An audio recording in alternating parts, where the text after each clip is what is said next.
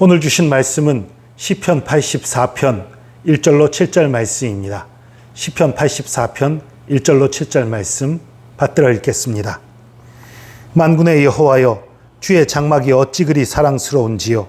내 영혼이 여호와의 궁정을 사모하여 쇠약함이요 내 마음과 육체가 살아계시는 하나님께 부르짖나이다.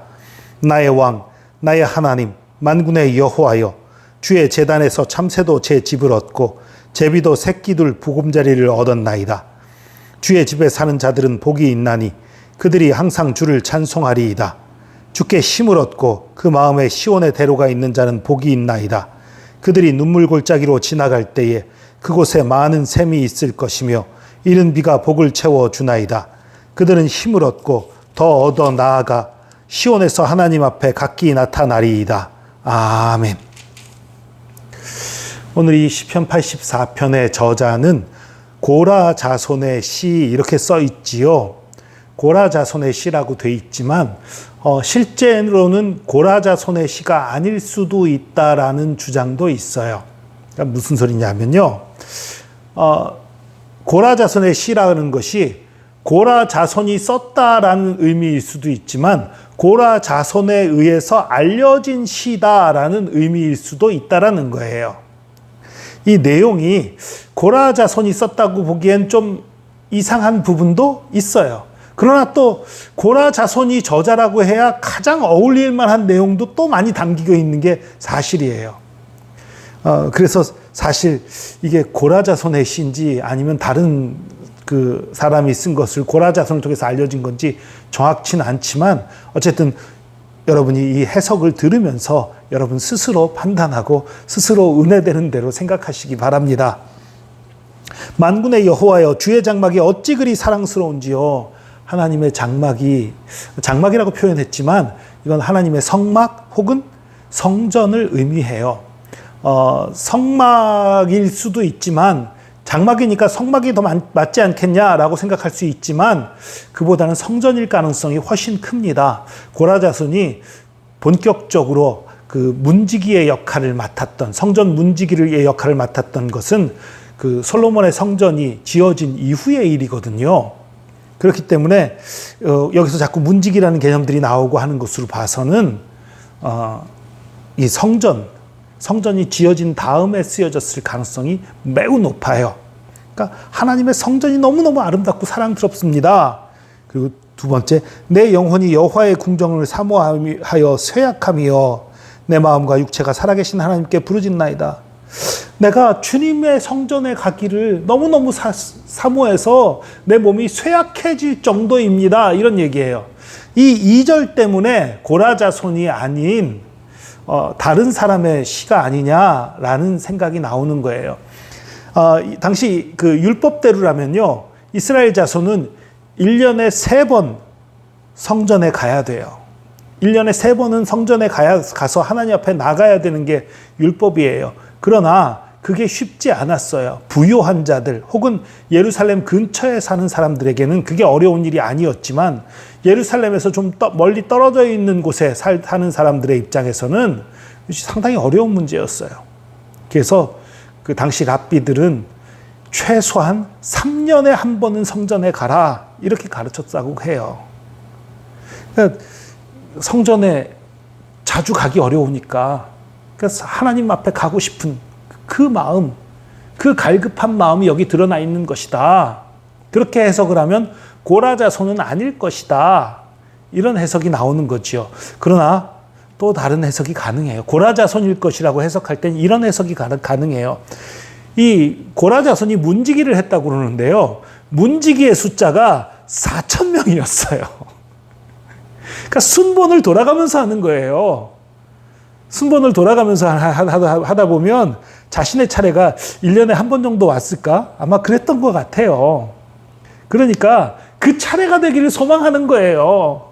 그 차례가 돼서 그냥 하나님 성전에 계속 있고 싶은 그 마음이 담겼다는 해석이죠. 그렇게 되면 고라 자손이 썼다고 해도 말이 되는 거예요. 3절입니다. 나의 왕 나의 하나님 만군의 여호와여, 주의 제단에서 참새도 제 집을 얻고 제비도 새끼들 보금자리를 얻었나이다. 참새, 제비, 아주 하찮은 그 새들을, 아주 하찮은 짐승을 얘기하는 거예요. 이런 하찮은 존재도 하나님께서 챙겨주십니다. 하나님께서 집을 주시고 먹이시고 입히시고 돌봐주십니다. 그러니까 나같이 하찮은 자도, 나같이 별 볼 일 없는 자도, 나같이 연약한 자도 주님께서 나를 돌봐주시고 거주할 것을 주시고 모든 것을 인도하실 것을 믿습니다. 그런 얘기예요. 주의 집에 사는 자들은 복이 있나니 그들이 항상 주를 찬송하리이다. 주의 집에 사는 자는 복이 있나니라고 말한 걸로 봐서 주의 집에 사는 자가 아니라는 그런 주장이 바로 고라자손이 아닐 거라는 생각인 거예요. 이 주의 집에 사는 자라는 것은 성전에서 봉사하는 자들을 얘기해요. 제사장, 레위인들, 고라자손도 레위인이지요. 그래서 이 시를 실제 쓴 사람은 고라자손이 아닐 거다라는 해석이 나오는 건데 그 반대로도 생각할 수 있어요. 실제로 내가 부러워서 얘기한다기보다는 스스로 내가 복 있는 사람이야를 이렇게 말한 걸 수도 있다는 거지요. 내가 주의 집에서 봉사하는 자니까 나는 복 있는 사람이야 라는 말을 이렇게 했을 수도 있는 거예요. 어떤 게 맞는지 모르겠지만 그런 의미가 여기 담겨 있다는 거예요. 여러분, 주님의 전에 있는 것은 복된 거예요. 하나님과 동행하는 삶은 복된 삶입니다. 하나님을 의지하는 삶은 복된 삶입니다. 예수 그리스도를 믿는 저와 여러분은 복된 자들입니다. 잊지 마시기 바랍니다. 아무리 어렵고 힘든 일이 닥쳐도, 아무리 연약한 상황에, 그리고 또 문지기처럼 정말 별 볼 일 없는 일을 하게 될지라도 하나님과 함께하는 저와 여러분은 복 있는 사람입니다. 그들이 눈물 골짜기로 지나갈 때에, 이 눈물 골짜기라는 단어도요, 여러 가지 해석이 존재해요.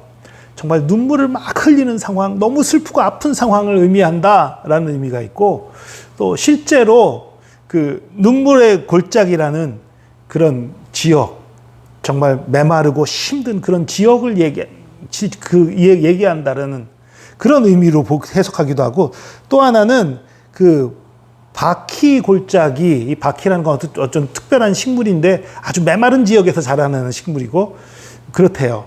그러니까 아주 메마른 지역을 의미하는 거다, 이런 해석도 있어요. 그 메마른 지역을 지나갈 때, 근데 이 메마른 지역이다라는 의미가 오히려 맞지 않을까 싶어요. 그 뒤에 연결되는 표현들을 보면 그곳에 많은 샘이 있을 것이며 이른 비가 복을 채워주나이다. 그러니까 내가 너무 힘들고 어려운 상황에 처해도 거기에 대해서 하나님께서 책임져 주시고 돌봐주시고 인도해 주신다는 거예요. 건조하고 메마른 땅을 지나갈 때 샘을 발견하게 되고 비가 오게 되고, 이런 역사가 우리 하나님과 동행할 때 있을 것이다라는 말씀이에요. 늘 말씀드리는 거지만 하나님 믿는 자들에게 고난이 없는 것이 아닙니다. 하나님 믿는 자들에게도 고난이 있습니다. 아니, 어쩌면 더 많이 있어요. 그런데 하나님이 함께 하세요. 그 고난 가운데 함께 하시고 도와주시고 이기게 하십니다. 그분이 우리 하나님이십니다. 그들은 힘을 얻고 더 얻어 나아가 시온에서 하나님 앞에 각기 나타나리이다. 하나님 앞에 나아가게 될 것이다. 하나님이 주신 힘으로 하나님 앞에 나아가게 될 것이다. 여러분, 기억하십시오. 우리 삶에 어려운 순간들, 힘든 순간들 많이 있을 거예요. 그러나 그 모든 순간들 우리가 주님 바라보고 주님 사랑하면, 주님을 간절히 찾으면, 주님을 의지하면 주님이 우리를 돌봐주십니다. 우리와 함께 하십니다. 그리고 우리가 이 세상 모든 것보다 더 사모할 만한 분이 우리 하나님이십니다. 주의 장막을 사랑한다는 것, 주의 성전을 사랑한다는 것은 하나님을 사랑한다는 얘기지요. 그리고 한 가지 빠뜨린 게 있네요. 내 영혼이 여호와의 궁정을 사모하여 쇠약하며, 이 궁정이라는 거는요, 궁의 정원을 얘기하는 거예요. 그러니까 성전의 그 뜰, 일반적으로 그 일반인들은 성전 뜰까지만 갈 수 있었어요. 성소에는 못 들어가는 거예요. 레위인들도 못 들어가지요. 그러니까 거기까지 갈 수 있었으니까 성전에서 가장 많이 들어간 그곳, 하나님 앞에 가장 가까이 간 그곳을 얘기한 거예요.